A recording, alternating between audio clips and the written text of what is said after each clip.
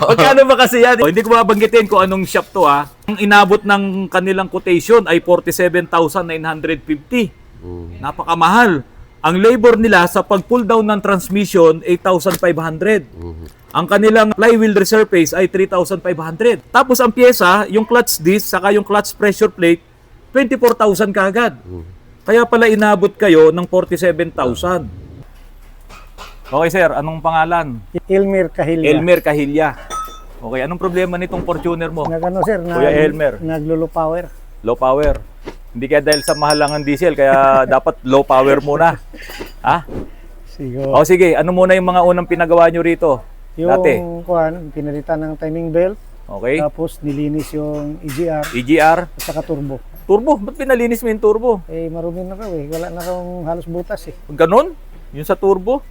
Okay, kailan yun nangyari? Ano pa, 2021 o 20... Eh, ang tagal na nun, ikaw naman. Oo. Hindi, Eh, ito wala lang nakaraan. Wala Ah, wala, kayo. wala Wala. na, sir. O, sige. Eh, ito lang pala sir kasi naglo power. Sinubok namin palitan yung Filter. filter, maitim na talaga. Pero ganun pa rin. So, wala pa rin nangyari. Wala pa rin. Okay, mga kapatid, usapang map sensor muna tayo ha. Pero alam nyo, balik tanaw lang muna po ako. Noong pandemic po, lockdown yon, kami nagtatrabaho dahil naging frontliner din naman po ang Autorans noong time na yon. Ganito rin po kadami yung mga customers namin. Eh ngayon, parang may crisis din tayo, no? Crisis. Parang kaunting pandemic din to dahil walang bumabiyahe, napansin mo? Oh, wala. Maluwag talaga ang kalsada. Maluwag yung kalsada, no? Doon sa Commonwealth, maluwag ba? Mas maluwag talaga. Wala talagang bumabiyahe. Parang pandemic, no? Mm. Okay, ngayon, eto sir, kanina, nung sinabi mong low power, tinanggal ko kagad to. Kasi bubugahan ko to ng hangin. Ito po ay gas filter. Sa mga Toyota 2KD, 1KD na engine, pati yung mga GD engines, meron po nito. At itong pyesa na to, ito yung nakakabit dito sa MAP sensor, manifold absolute pressure sensor, na nakadireksyo naman dito sa bago dumating sa throttle, no? So, sinusukat niya ngayon yung absolute pressure na pumapasok dito sa intake manifolds para magtrabaho din yung computer natin, makapagbigay ng tamang fuel, no, para maging maganda yung kanyang fuel mixture dahil ito ay naka-turbo. So, yung absolute pressure kailangan nage-gauge niya. Ngayon, hindi pwedeng mapuno ito ng dumi. Pag ito ay dumumi, wala siyang mag-gauge, no, may metro na pressure mula doon sa intake manifold. Kaya ito kagad ang una kong chinek up kasi karamihan, yung mga vlogs ko, nakikita nyo, pag natanggal yung hose na to, naglo-low power. Kaya yun ang una kong tinignan. Hindi naman tanggal, nakakabit siya. Pero, ang worry ko pa rin, baka ito ay barado. Kaya nung hinipan ko to, so, tingnan nyo kung kaya pang i-close up, wala na lumalabas. Pero ito na kasi yung mga langis eh. Oh. Ayun yan, tinatakta ko na lang. Oh. So ito po kasi ay napuno ng oil. Ito na yung mga nakuha ko dyan. Ngayon, kung puno po ito ng oil, ma-restrict din yung pressure. Kasi hindi dapat mapasok ng oil to eh. Itong sensor natin. Pag napasok to ng oil, masisira ito. Diba? Pag nasira ito, ano mangyari sa engine mo? Low power. Isa yon sa pwedeng mag-cause ng low power. Pero meron ka pang isang sinasabi kanina. Ang sabi mo, lapit ka ng konti dito, Kuya Elmer. Ang sabi mo, ito ka, galit naman yung makina pero walang abante. Ano Yes, ba sir. ibig sabihin mo doon? Malamang sa clutch nga siguro. Kailan ka nagpalit ng clutch? Sabay sir, 3 years na. 3 years na, pero Pero- ang tinakbo nito, 20,000. eh ba't ayaw mo ipagamit yung sasakyan? Ha? Ginagamit na sir pero malapitan lang. Minsan, Wala. minsan lang ito napunta ng Bagyo. Isang beses Okay, yata. ang nagdadrive ba nito, babae? Anak ko, babae. Babae, o yun. O sige. Kami. O kayo. Eh, ang duda ko dito, kung galit ang makina, nag-RPM ka, nakakambyo ka, ayaw namang umabante, eh malamang sliding ang clutch mo kasi manual transmission po ito. No? So, given na rin ito, may problema din to, nagbabara to dahil nga puno ng oil. So, kasama ngayon na i-check natin yung transmission mo din. Okay po. Tapos may nakita rin kami sa scan regarding naman doon sa mga injectors. Injector. O sabi ko nga sa'yo, yun ay third party, saka na natin puntahan yung mga injectors na problema. Kapag naayos na natin, una ito, pangalawa, yung transmission mo, dahil sabi mo, galit ang RPM mo pero alang abante, possible sliding ang transmission, at yung mga leak ng oil doon sa ibabaw. Yes sir. Okay, so Kuya Elmer, malinaw to na magkokosto ng low power dahil barado to ng langis. Hindi ngayon makapunta yung pressure dito. No, hindi maitulak yung pyesa natin. Ito kasi mayroong film diyan na gumaganong-ganon sa loob eh. So habang nagbabari yung film na yon, nagbibigay din siya ng voltahe at yung voltahe na yon papunta sa computer. Kaya kung walang dadaan dito na pressure papunta rito, low power ka rin. Para ka ding walang turbo. Hindi rin gumagana ang turbo mo. Kasi ito ang isa sa dahilan para yung turbo mo magtrabaho din. Itong manifold absolute pressure sensor. No? Yeah. So, anong gagawin natin dito sa unit mo? I-confine muna natin. Kumpayan mo na, sir. Confine muna. Pero syempre, unahin muna natin maalis yun nandun sa lifter. Ito naman ay lalabas din. Pakita mo, Pogi. Pag naayos namin yung Fortuner doon at ito ng mga Montero na to, pag naayos to mamaya, ipapasok natin to para maibaba ang transmission. Okay ba sa'yo, Kuya Okay, sir, Olmer? okay. O, batiin mo na yung mga nasa bahay mo. Ha? Makikita ka nila. Camera shy ka. Binabati ko lahat yung sa bahay, yung pamilya ko, anak ko, at saka mga kapatid. Teka muna, paano ba yan? Ang mahal ng diesel ngayon, mamaya tataas pa. Baka mabigla ka naman sa presyo nito. So hanggat hindi pa nagtataas ng presyo yung mga auto supply, Kaya inagapan ko na eh. unahin na, no? Dahil pagtaas na naman ng presyo ng diesel mamaya, malamang itong mga auto supply na yan, magtaasa na rin ng presyo. Una, langis, tapos mga spare parts. Kaya kayo po, kung may nararamdaman na kayong problema ng inyong sasakyan, ipaayos nyo na po yan. Dahil baka nga magtaasa ng presyo ng mga pyesa, lalo ngayong magkaproblema ang inyong mga sasakyan kung hindi nyo agad maipaayos. Pero bago umalis si Kuya Elmer, may problema po ditong isa na, ayun, nandoon. Pupuntahan po natin. Nandito po tayo sa harapan nitong kotse na Nissan Almera ni Kuya Danny Martinez, taga Pasig. No? Taga dyan sa Di Castro. Di Castro. Ngayon, ang problema mo dito, Kuya Danny, ang iyong kotse ay gaganyan-ganyan. Oh, po. Kakadyot-kadyot. Pabago-bago ho ang minor. Pabago-bago minor. Ngayon, ang tanong ko sa'yo, bago mo to dalhin sa ibang shop, ano yung unang naramdaman mo dito bago ka magdesisyon na ipagawa sa ibang shop? Ano ho, pa konti-konti na ho nagkakaroon ng jerk-jerk. Nagje-jerk siya. Opo, Oo. opo. So, Pero ngayon, mas malala na ho. mas grabe ngayon. Opo. Okay, teka. Nung dinala mo sa shop, ano yung mga pinagpapalitan nila? Ano yung ginawa nila? Spark plug ho. Spark plug. Nasa loob kasi spark plug nito, Oo. nasa ilalim nitong manifold, no? Oh. Okay, ano pa ang pinalitan nila? Saka itong ignition coil ho. Ignition Nagpalit ho coil. ng dalawa. Dalawang ignition coil. Opo. Okay, after nun, ano nangyari? Okay na ba? Naging okay naman ho after a week. Mhm. Ngayon, hindi ho nagtagal. Nagje-jerk Hindi, nung pagkagawa nila, naging okay ba? Kasi sabi mo, after a week eh. okay naman po. Oo. Kaya lang, Tapos, unti-unti na hong nagje-jerk ko na ho. bumabalik yung Bumabalik issue. ho. Oo. So ngayon, lalong naging Wild. na siya. Opo, Nagluloko na. opo. Sige nga, Kuya Danny, paki-start mo nga. Sige At po. tignan natin kung ano yung sinasabi mong wild na yan. I-check natin yung sinasabi ni Kuya Danny na yung minor nito ay nagluloko. Saka ang isa pang problema dito, matigas ang preno nito. Kuya Danny, halika dito ka. Opo. Yung sa preno, kasi nung sinubukan kong ipreno to kanina, napakatigas. Ganun ba talaga ang preno nito? Ay, hindi po. Malambot talaga. Malambot po siya. Oo. Kaya tuloy. Oo. Pero yan ho, Yan, more than nanginginig a na ako. year na ho namin, more than a year ko na ho naramdaman ho yan. Tinitiis mo lang. Tinitiis ko Yung lang. mga pagsubok na yan. Oo. Opo. Kasama ho yun. Tinitiis mo na lang. Dahil sa mataas ang presyo ng gasolina ngayon, hindi mo na kayang Hindi tiisin. ko na kayang Oo, tiisin. kasi lalong lalakas sa gasolina kapag ka ganito. Opo, tama Diba? ho. Opo. So hindi ka na magtitiis, dadalhin mo na talaga kay Autorans. Opo. Ay, madalas pa naman ako manood niyan. So kanina, Kuya Danny, nagulat ka nung medyo nagtaas ako ng boses. Kasi sabi ko, bakit matigas ang preno nito? Sabi ni Kuya Danny, iyan nga yung isa pang tinitiis ko. Ha? Tinitiis mo rin kasi matigas ang preno. Hindi, sabi kong ganun.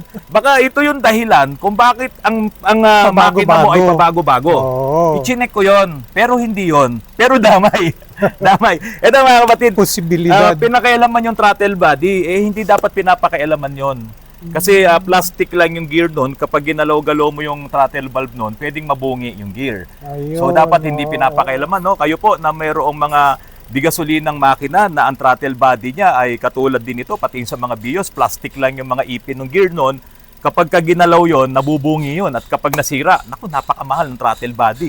No, yung pinakamura niya surplus nasa mga 11,000, 12,000, pero yung bago nasa 30,000 yata mahigit. Depende kung anong brand yung sasakyan nyo. Ngayon, chinek ko yung throttle body. Dito ka, Pogi. Chinek natin yan. Okay naman. Chinek ko din tong PCV, Positive Crankcase Ventilation. Nandito yon. Pero, ipinakita ko kagad kay Kuya Danny kanina yung issue. No, kasi ito may singaw eh. May singaw na vacuum to na hindi dumadaan dito sa mass airflow sensor. Ito yung kanyang mass airflow sensor. Yan. Dapat yung hangin na nahihigop, papasok dito sa filter, dadaan dito, bago dumating dito sa throttle body, papunta dito sa intake manifold, ay dadaan muna dito sa mass airflow sensor para metrohin po ito ng mass airflow sensor. Ngayon, ito, isipin natin na ito pong Aeropack brake cleaner na to ay gasolina. Ito pong i-apply natin dito, ibubuga natin dito sa may intake manifold sa pagitan. To. Kasi po mga kapatid, nung ipinagalaw to ni Kuya Danny, pinalitan ng spark plug, kailangan mong tanggalin tong manifold eh. Kasi hindi ka makakapagpalit ng spark plugs at saka yung mga ignition coils kung hindi mo tatanggalin itong manifold. Ngayon, baka nung ibinalik nila ay hindi tama yung gasket or walang gasket. Kasi bakit ko nasabi yun? Tingnan nyo mga kapatid ha, bubugahan ko ngayon nitong Aeropack brake cleaner na magsisilbing gasolina na kapag ito ay nagbago ang andar, ibig sabihin, humihigop itong makina ng hangin na hindi dumadaan dito sa map sensor. To, tingnan nyo po ah.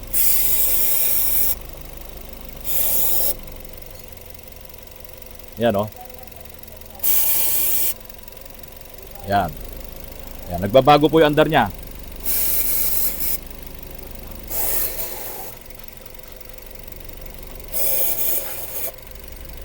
Yan. Napapansin nyo po. Dito.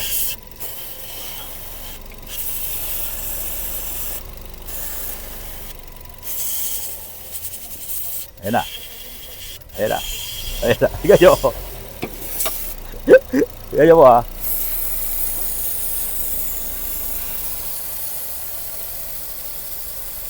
Ayan na. Halos mamatay na makina. Tingnan nyo. Ayan. Namamatay na makina. Oh. Bakit po ganon? Nalulunod na siya. Kasi itong brake cleaner na pumapasok sa kanya, hindi na dumadaan dito sa mass airflow sensor. So hindi na magmamatch ngayon, hindi na magiging tama yung kanyang fuel mixture, air and fuel mixture.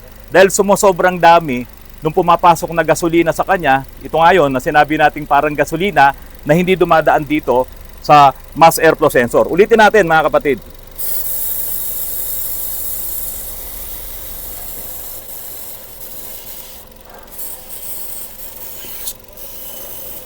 Yan.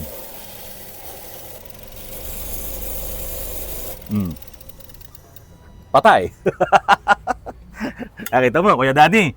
So ngayon, ang problema natin, kailangan mawala yung leak na yon ng vacuum. Kasi humihigop siya ng hangin dito. Ang problema, apektado ngayon yung preno. Kasi dapat ang hihigupin niya yung diaphragm nung hydrovac na yon. Eh hindi niya mahigop, mahina yung hangin, kaya matigas din ang preno mo. Tapos dahil nga sa humihigop siya ng ibang hangin na hindi dumadaan dito, pati ang minor mo pabago-bago. Oh.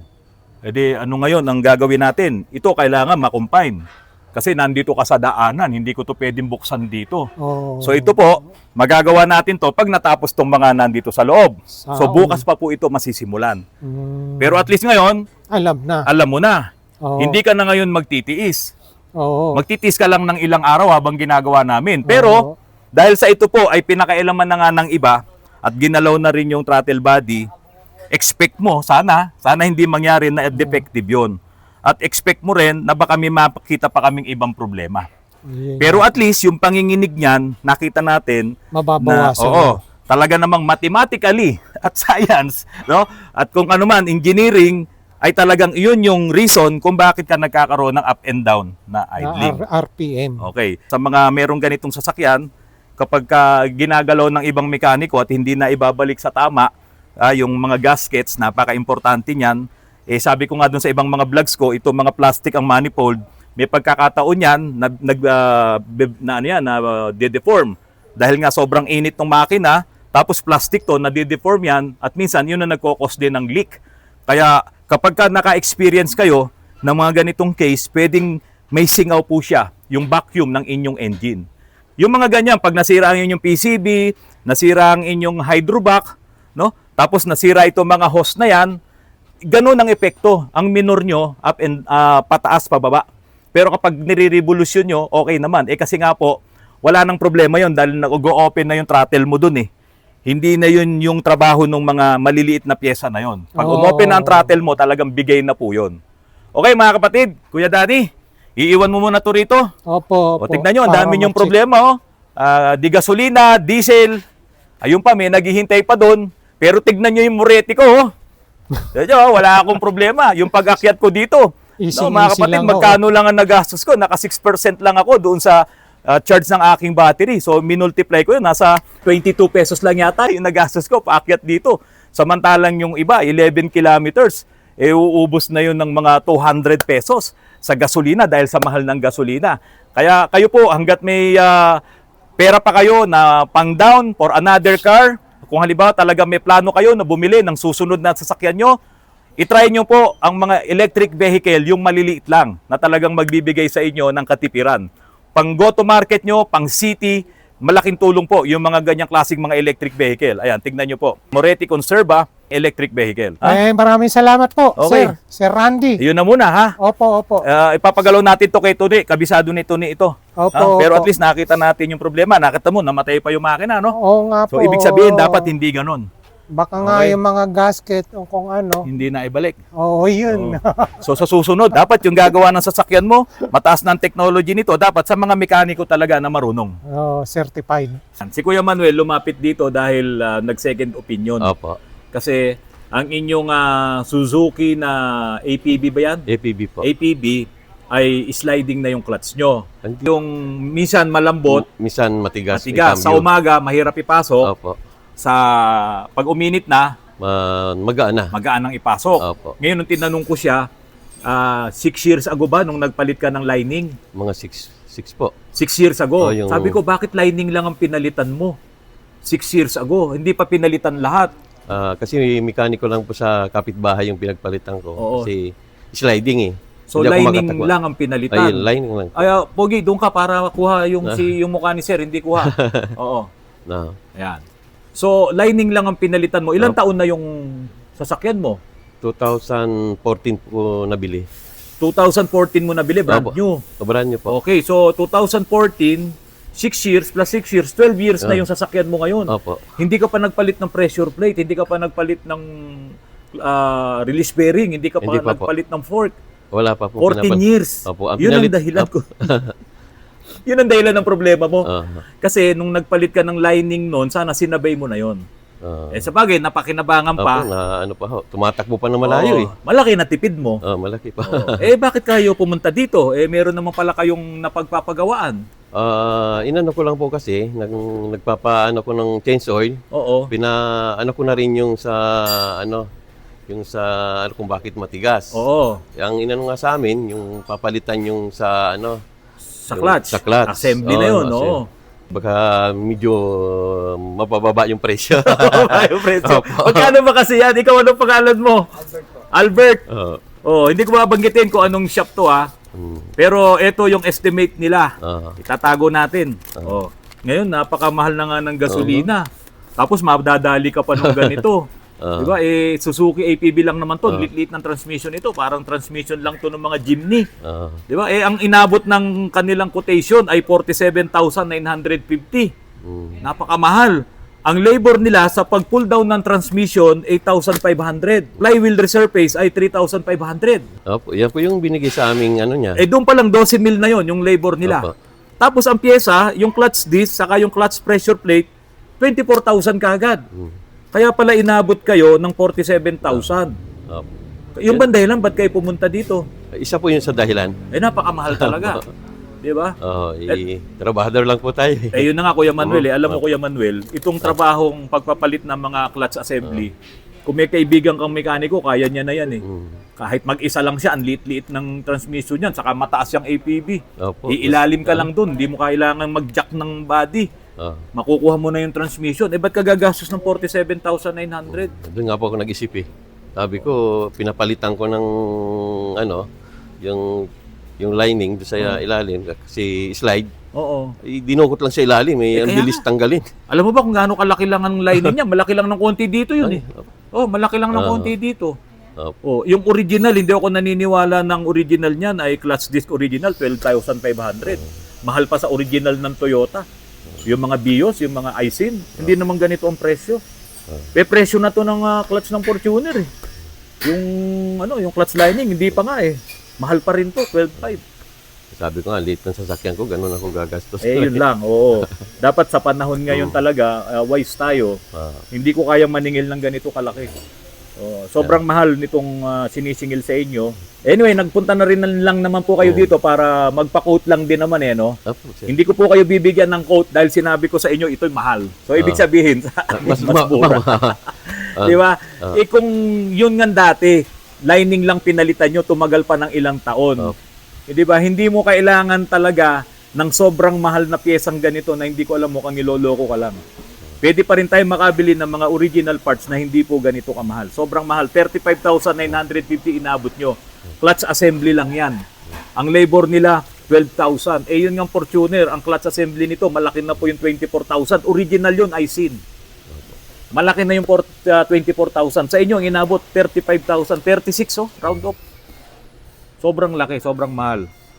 Kung kasa to, walang problema eh. Kasa ba yun? Kasa hindi po eh. Hindi. Bagong nakita rin po namin sa sa Facebook po nakita. Kaya nung nagpaano kami, nakita namin, dinaan namin. Oo. Tapos pina-change oil ko muna kasi isang taon na yata yung langis ko eh. Ikaw naman, huwag naman paabuti ng isang taon. Kawawa naman yung makina. Ay medyo na po, kaya nagpaano na kami. Dumaan lang kami, tapos pinakot ko sa kanila. Okay, mga kapatid, ito po, Kuya Manuel, Albert. Hindi, mas matanda pala ako sa'yo.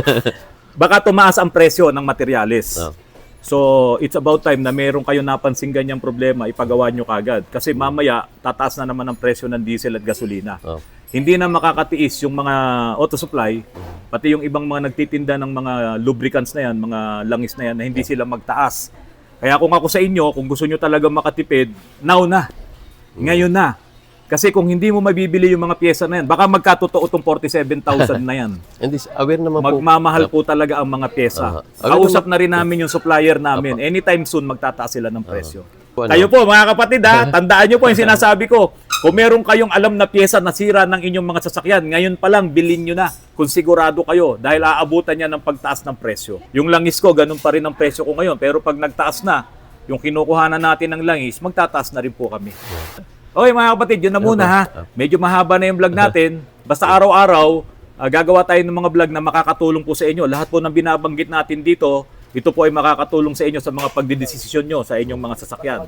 No? Mga kapatid, maraming salamat. Magandang hapon po sa inyong lahat.